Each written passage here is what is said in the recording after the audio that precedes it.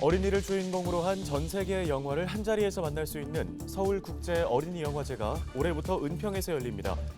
미국, 프랑스 등 108개국에서 3,000편이 넘는 작품을 출품했으며 이 중 100여 편이 오는 9월 관객들을 찾아갑니다. 암투병을 하면서 전신마비가 된 노모를 20년 가까이 돌보고 있는 딸의 이야기가 잔잔한 감동을 주고 있습니다. 아픈 어머니를 지극정성으로 보살피고 있는 따뜻한 미담의 주인공 만나보겠습니다.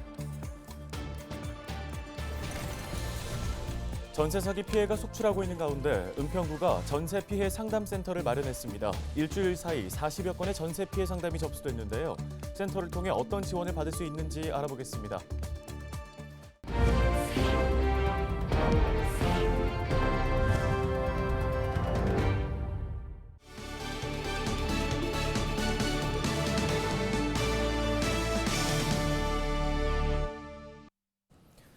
시청자 여러분 안녕하십니까? 헬로티비 뉴스입니다.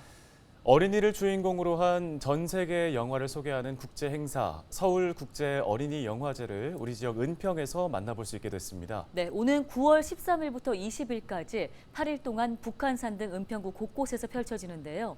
영화제 준비가 한창인 김한기 서울국제 어린이 영화제 집행위원장을 만나봤습니다. 손성혜 기자입니다. 우리는 모두 어린이다. 서울국제 어린이 영화제의 슬로건입니다. 영화 속에서 펼쳐지는 어린이의 세상은 우리 모두의 꿈과 희망이 된다는 의미를 담았습니다. 영화를 통해 어린이와 함께 공존하는 세상을 그리는 겁니다. 어린이도 어른도 모두 어린이 영화제에서 화합할 수 있다는 의미를 담고 있습니다. 우리 모두가 어린이였던 시절이 있기 때문입니다. 2013년 구로구에서 시작한 영화제는 올해부터 은평에서 열립니다. 북한산 등 자연이 어우러진 은평이 어린이의 호기심을 자극하고 영화적 상상력을 펼치는 무대가 된 겁니다. 은평구는 수도권에서 보기 어려운 자연 환경이 뛰어난 지역입니다. 이런 자연 친화적인 특징이 어린이 영화제와도 잘 어울린다고 생각됩니다. 그래서 자연 속에서 어린이들이 뛰어놀며 자유롭게 영화도 보고 영화에 대한 이야기를 나누는 행사들을 개최하려고 합니다. 특히 북한산과 한옥마을을 배경으로 야외 행사를 적극적으로 추진할 예정입니다. 이번 영화제에 출품된 작품은 3,100여 편, 미국과 프랑스, 영국 등 전 세계 100여 곳에서 보냈습니다. 이 중 100여 편이 관객들을 만납니다. 어른이 만든 어린이 영화는 물론 어린이가 제작한 영화도 선보입니다. 서울국제어린이영화제는 수도권의 유일한 국제 어린이 영화제입니다. 전 세계 어린이 영화제를 소개하고 새로운 감독들을 발굴해 친화적인 영상 문화 환경을 조성하는 데 앞장서고 있습니다. 전 세계 어린이 영화를 한자리에서 볼 수 있는 서울국제 어린이 영화제. 올해는 어떤 작품들이 관객들을 찾아갈지 기대감이 커지고 있습니다. 헬로티비 뉴스 손성입니다. 네, 저희 헬로티비 뉴스에서는 가정의 달을 맞아 우리 지역의 가슴 따뜻한 소식을 찾아 전해드리고 있습니다.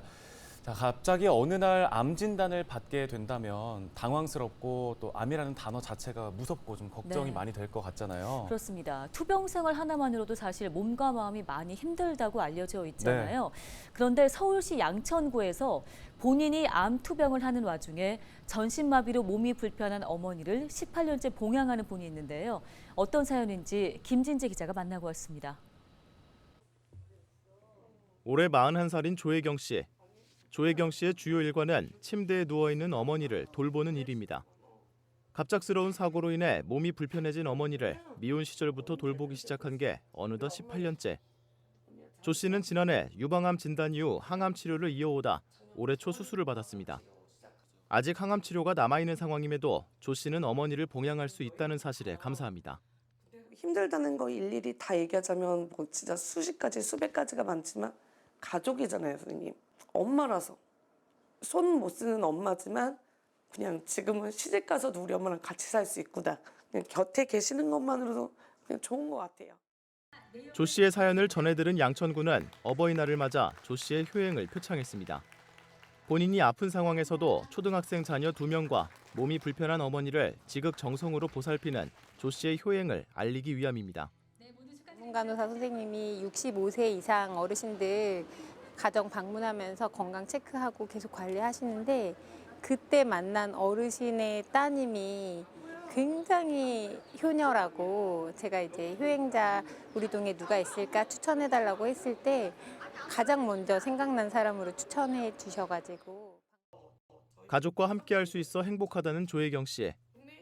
조혜경 씨에게 가족은 힘든 순간을 이겨내게 하는 버팀목입니다. 실질적으로 함께 사는 저희 남편이 있었기 때문에 지금 우리 엄마를 끝까지 지키지 않았을까, 함께 할 수 있었지 않을까 너무 감사해요. 이거 포기해야 되나 할 때가 많았는데 옆에서 다독거려주고 포기하지 말라고 어머님 함께 지켜줘서 우리 신랑한테 너무 고마워요. 헬로티비 뉴스 김진재입니다.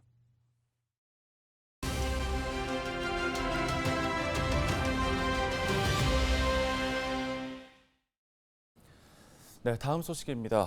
은평구가 전세 사기 피해자 맞춤 지원을 제공하기 위한 전세 피해 상담센터를 운영하고 있습니다. 전세 보증금을 돌려받지 못했을 때 어떻게 대처를 해야 하는지 등 여러 가지 지원을 받을 수 있다고 하는데요. 네, 은평구 부동산 정보과의 유재기 관리팀장을 전화 연결해서 관련 이야기 자세히 나눠보겠습니다.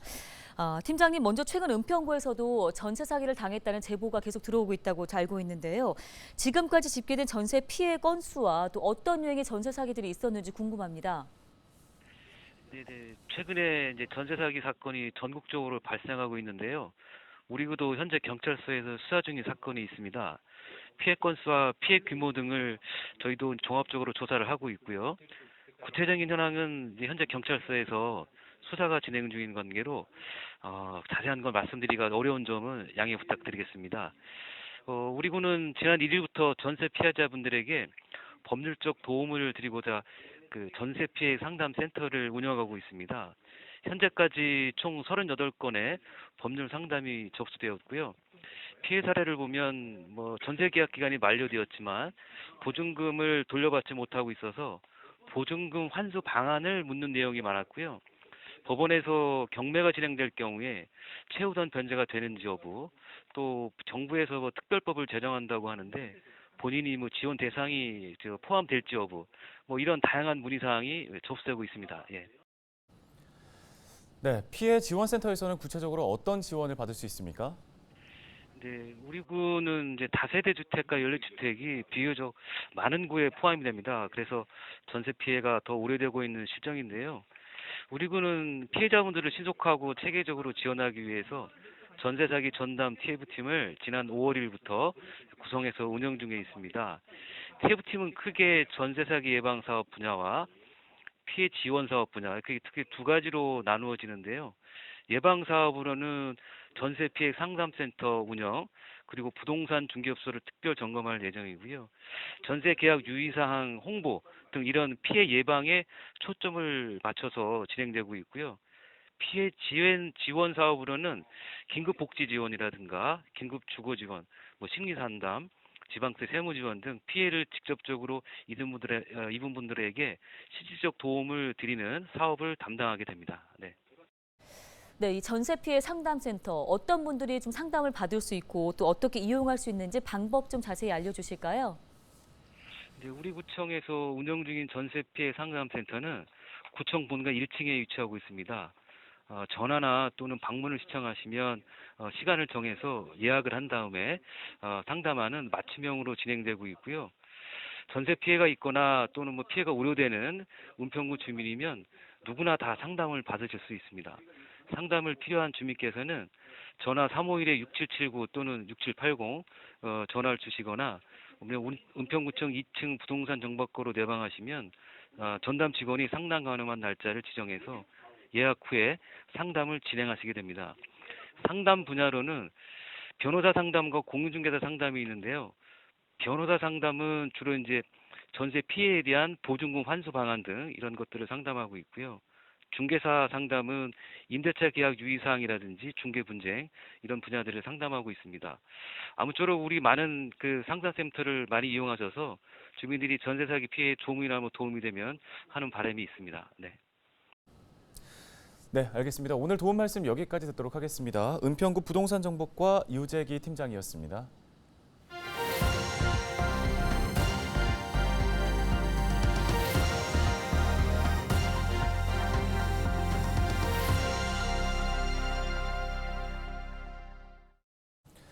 다음 소식입니다. 합계 출산율 0.59명. 전 세계적으로도 유례 없는 지난해 대한민국 수도 서울의 통계입니다. 저출산 문제를 해결하기 위한 방안으로 아이를 낳으면 지급되는 출산 양육 지원금의 액수는 늘고 있는 추세인데요. 과연 효과가 있을까요? 딜라이브 뉴스 박용 기자가 보도합니다. 지원금을 많이 주면 출산율이 높아질까? 그 지원금하고는 전혀 상관없는 것 같아요. 그건 진짜 일시적인 거고 그것 때문에 아이를 낳고 키워야겠다라는 그런 큰 결심을 하진 않을 것 같아요. 출산율과 출산 지원금은 비례할까요? 꼭 그렇진 않다는 대답이 많았습니다. 하지만 많은 지자체들은 출산율을 높이기 위한 방법 중에 하나로 지원금을 늘리고 있습니다. 서울에서 처음으로 1,000만 원대 출산 지원금이 등장했습니다. 서울 중구는 최근 5째 아이를 낳으면 1,000만 원을 지급한다는 파격적인 안을 발표했습니다. 국민들에게 조금 아이를 더 많이 낳자라는 그런 의도도 있지만 지금은 국가가 책임을 져야 된다 이런 의식으로 확산이 되다 보니 그동안 지자체가 주가 되어왔던 출산 지원금에 정부도 나섰습니다. 아이를 낳으면 200만 원의 바우처가 지급되는 천만남 이용권. 지자체의 출산 양육 지원금과 중복 수령도 가능합니다. 물론 산후조리원이나 출산 도우미, 임산부 택시 등의 형태로 복지를 제공하는 지자체도 있습니다. 하지만 출산을 논하기 전에 이미 불안정한 주거와 고용 형태가 젊은 세대의 결혼을 주저하게 만듭니다. 결혼을 해도 아이를 갖는 순간 일과 양육의 병행은 쉽지 않습니다. 침대에 주저앉아가지고 우리 어떡하지? 우리가 얘 키울 수 있을까? 나 당장 그러면 언제부터 육아휴직해야 돼? 복직은 할 수 있을까? 내 커리어는 어떡하지? 이런 걱정부터 막 드는 거예요. 인구 감소 시대, 인프라가 갖춰진 서울로의 인구 이동이 가속화하면서 서울은 부동산과 일자리 등 생존을 위한 자원 경쟁이 치열해졌습니다. 이는 곧 결혼과 출산이 후순위로 밀리는 악순환으로 이어지고 있는 겁니다. 안정적인 삶이 예견되지 않는다면 나의 미래가 불투명한 상황에서 결혼하고 자식을 양육한다라고 생각하기에는 상당히 대범한 결심이 필요하지 않을까요? 지난해 전국 광역지자체의 출산지원금 규모는 3,614억 원. 전년 대비 절반 이상 늘었지만 출산율은 역대 최저치를 기록했습니다. 복잡한 사회 문제가 얽혀있는 저출산 문제 해결에 출산지원금 상향만이 능사가 아님을 보여주고 있습니다. 딜라이브 뉴스 박용입니다. 양천구가 여름철 집중호우 등으로 인한 하천 내 고립사고를 막기 위해 안양천에 진출입로 원격 조정 차단기를 설치합니다. 지금은 기습폭우 시 관리 인력이 직접 하천 진출입로에 나가 개폐하는 방식이기 때문에 기동성에 한계가 있는데요. 양천구는 올해 연말까지 안양천 관리 구간 5.4km 29곳에 원격 차단기를 설치하고 중앙 제어 시스템을 도입한다는 계획입니다. 은평구가 오는 13일 2023년 금성당제를 개최한다고 밝혔습니다. 금성당제는 고려시대 나주 금성산의 산신 금성대왕과 조선 세종대왕의 6째 아들 금성대군을 위로하는 제례 행사입니다. 금성당에서는 13일 오전 9시부터 오후 5시까지 황토 물림, 금줄치기 등 20여 개의 무소 구례를 선보이며 지역민들의 번영과 무병장수를 기원합니다. 은평구 진관동에 있는 금성당은 국가민속문화재 제258호로 조선 세종대왕의 6째 아들 금성대군을 모신 신당입니다. 양천구가 지난 6일과 7일 에코스페이스 연희 인근 둘레길에 인공새집 200개를 설치했습니다. 생물 다양성 보전을 위해 박새, 곤줄박이, 딱새 등 연희생태공원 일대에 서식하는 야생조류에게 거처를 제공한 건데요. 양천구 생태환경지킴이 자원봉사단인 에코친구와 미성년 자녀를 둔 가족 200명이 새집 설치를 함께했습니다. 양천구는 새들이 번식하기 좋은 환경을 조성하기 위해 설치한 새집을 대상으로 가족 단위 모니터링 프로그램도 연계 운영할 계획입니다. 뉴스 마칩니다. 고맙습니다.